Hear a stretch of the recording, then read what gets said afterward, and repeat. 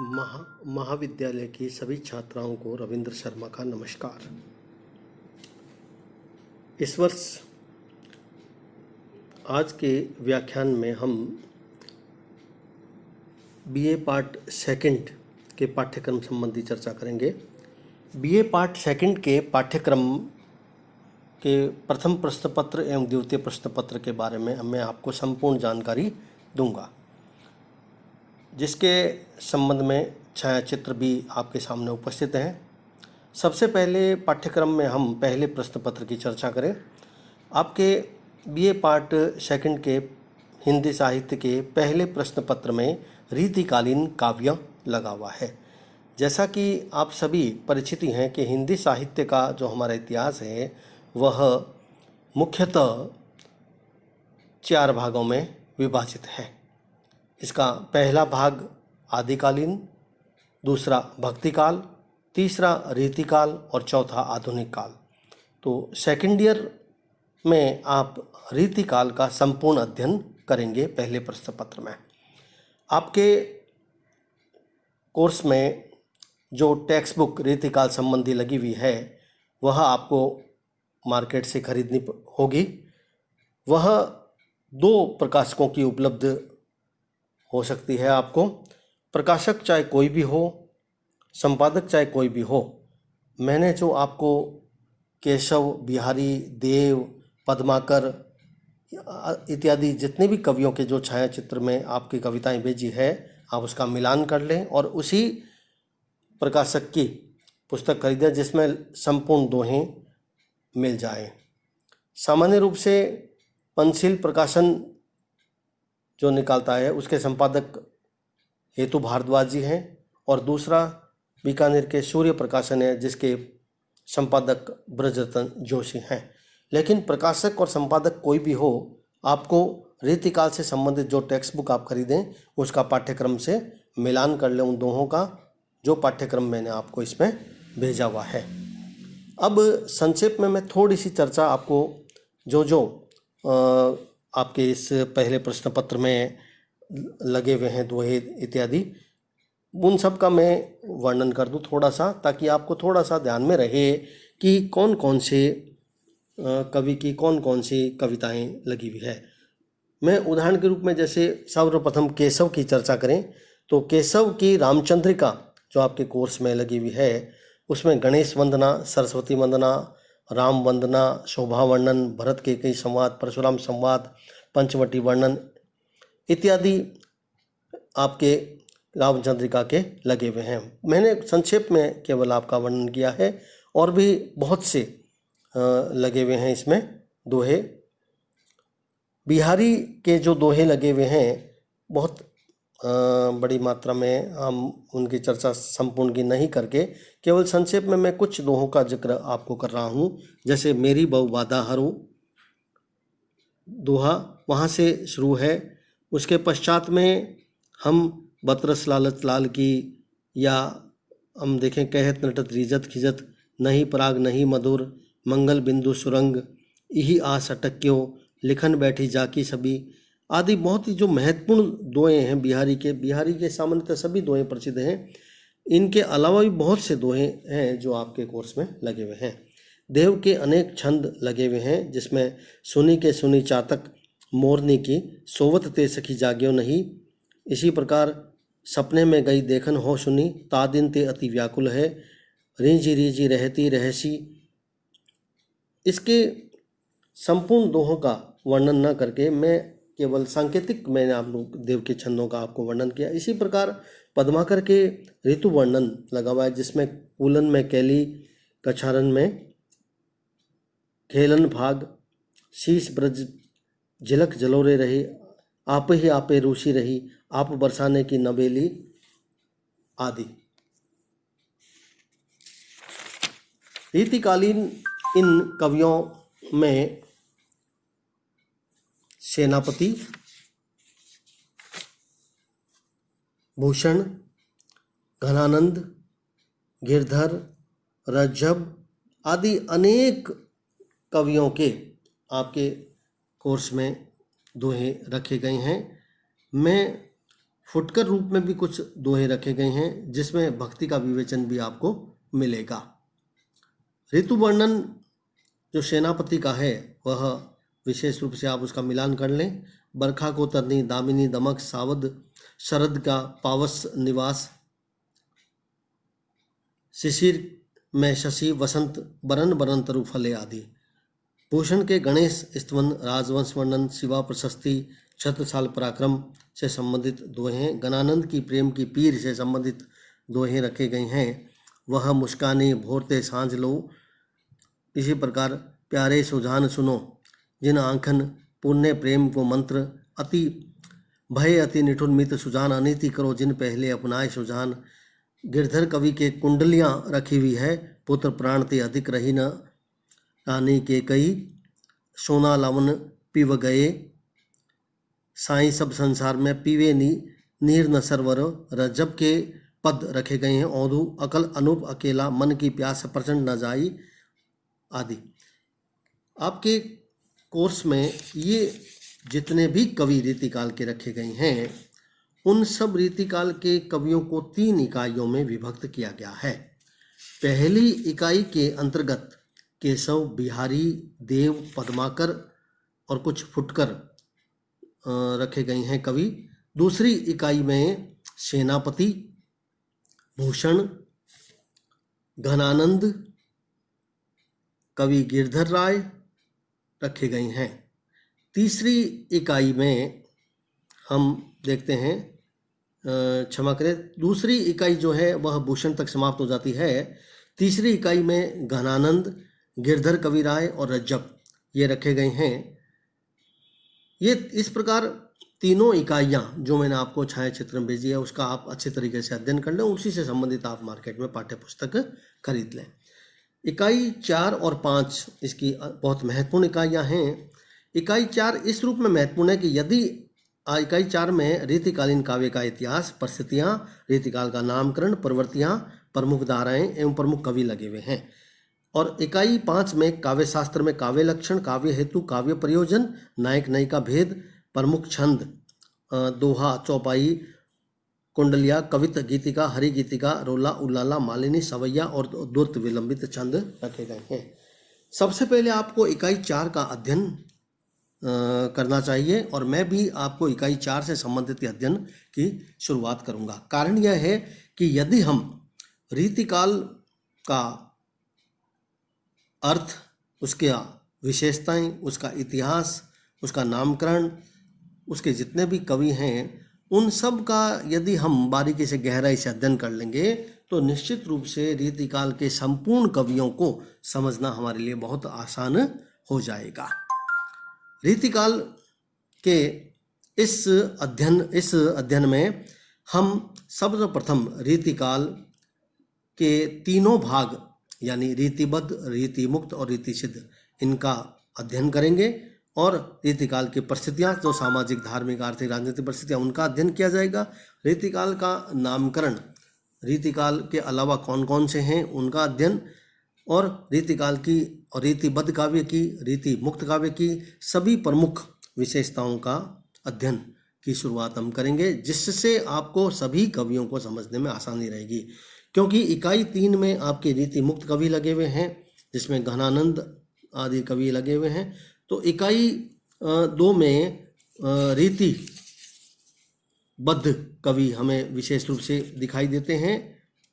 इकाई 1 में रीतिबद्ध भी है तो रीति सिद्ध कवि बिहारी भी हमें दिखाई देते हैं। तो पहले हम जब तक रीति का अर्थ, रीति बद्ध काव्य, रीति मुक्त काव्य और रीति सिद्ध काव्य, इन तीनों का अध्ययन गहराई से नहीं करेंगे तब तक हमें रीतिकाल सही ढंग से समझ में भी नहीं आ सकता। काव्य शास्त्र का अध्ययन भी किया जाएगा जिसमें कई अलंकार, छंद, काव्य लक्षण, काव्य हेतु, प्रयोजन, इन सब का अध्ययन हम करेंगे। इसी तरह मैं प्रश्न पत्र 2 के चर्चा करें तो प्रश्न पत्र 2 में नाटक एवं एकांकी ये 2 विधाएं लगी हुई है। मैं वर्तमान में आपको जो पाठ्यक्रम संबंधी चर्चा कर रहा हूँ, जो बता रहा हूँ, वह गत वर्ष का पाठ्यक्रम है और इस वर्ष भी लगभग यही पाठ्यक्रम रहने की संभावना। यदि किसी भी प्रकार से का कोई परिवर्तन होता है तो आपको इसकी जानकारी स्वतः ही एक तो रखनी है, दूसरा समय समय पर आपको मार्केट में जो अवेलेबल है सिलेबस वो भी आप खरीद लें, नया सिलेबस, उससे आप उसका मिलान कर लें। तीसरी बात, महाराजा गंगा सिंह विश्वविद्यालय की साइट पर जाकर भी यदि कोई चेंजेस हुए हैं तो आप उस चेंजेस को भी नोट कर लें। कोई भी बदलाव जो होता है उसको मेरे द्वारा भी बताया जाएगा और आप स्वतः ही इस बात की बहुत जानकारी रखें कि क्या क्या बदलाव हिंदी साहित्य के बीए पार्ट सेकंड के पहले प्रश्न पत्र और दूसरे प्रश्न पत्र हिंदी साहित्य में क्या क्या बदलाव किए गए हैं, इसकी संपूर्ण जानकारी स्वतः अपने स्तर पर और मेरे द्वारा भी आपको समय समय पर बता दिया जाएगा। आप इस संबंध में पूरी तरीके से जागरूक रहें। अभी वर्तमान समय में मैंने जो आपको पहले प्रश्न पत्र के बारे में बताया है और अब मैं जो दूसरे प्रश्न पत्र के बारे में आपको जानकारी दूंगा वह पूरी तरीके से 2020 में जो निर्धारित किया हुआ महाराजा गंगा सिंह विश्वविद्यालय का जो पाठ्यक्रम है, मैं केवल उसी की अभी आपसे चर्चा कर रहा हूँ। नया पाठ्यक्रम वर्तमान में अभी विश्वविद्यालय के द्वारा जारी नहीं किया गया है। जारी होने के पश्चात आपको इसकी जानकारी दे दी जाएगी और आप स्वतः इसकी जानकारी विशेष रूप से रखा करें। अब मैं दूसरी इकाई की आपसे चर्चा करता हूँ। नाटक एकांकी की पहली इकाई में अंधेर नगरी भारतेंदु हरिश्चंद्र का नाटक आपके रखा गया है।